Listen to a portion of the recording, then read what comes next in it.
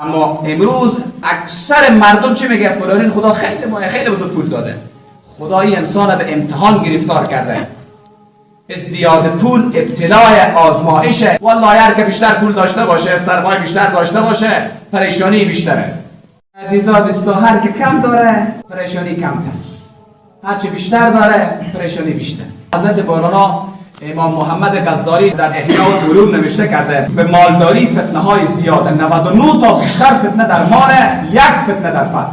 یک فتنه زنا میشه از پولداری، آدم تکبر میشه از پولداری، دعوا با خدا میشه از پولداری، آدم کشی میشه از پولداری. وقتی پول، مال، ثروت کم باشه، یک مسئله فقر باشه، خدا اگر ما فقیر صابر بسازه، در زندگی خود قناعت داشته باشیم، ابتلاهای خدا در فقر خیلی کمه. گرچه رسول خدا از فقر به خدا پناه برده، فقر مشکله، فقر ایمان، فقر علم، فقر مال، اینا مشکلاتیه، خدا جامعه ما دور بکنه. اما هر چی که الله داده به تقسیم خدا راضی باشیم. یک پادشاهی از داخل قصر کو یک فقیر سل میکرد، دید که فقیر این قصر آجر بمزیر سر اینه خور میکنه خواه. بعد از او پادشاه کو فجب کاریه، مرد تا صبح خور نمیگیره، این چی بلاه، این چی معامله، این هم خشت بزر سر اینه خور میکنه خواه تا صبح، تا سره که میبینید پیاده رو. همین به قسمت روبرو قصر پادشاه این سبا احضار کرد. گفت پیش پادشاه، گفت تو چی میخوری؟ هیچی نمیخورم، شکم گشنه، دیشا هیچ مرگم برابر نشدم، الحمدلله گذران بشه، زندگی بگذره، سر و پناه بشم، تو یک جای بگذارم سر و خواه بشم.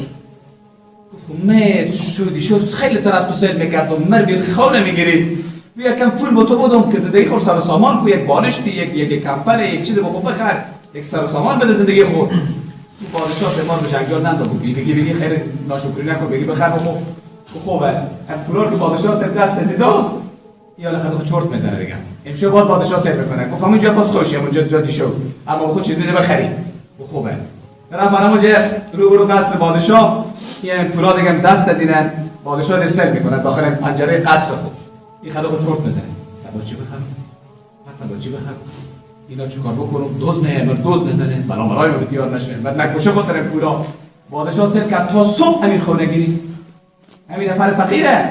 قدم پولا چرت میزد، زیر سر خو میکرد، بازی رو زیر پا خو میکرد، بازی رو زیر خشت خو میکرد. قدم پولا پریشان بود. پادشاه سوار خواست گفت بیا. گفت چرا خانه میشدی؟ تو جنگجال بیا که گفت بیغم بود. همین پولا رو دادی؟ هی با چور رفتم کنار بهش کاسه بخرم، کوزه بخرم، بخوزنه بگیرم، فلان کنم، موتر بخرم، ماشین مثال میگیم، موتر خود زمان نبوده، و اسب بخرم. عزیزان دوستا، هر که کم داره پریشانی کمتر، هر چی بیشتر داره پریشانی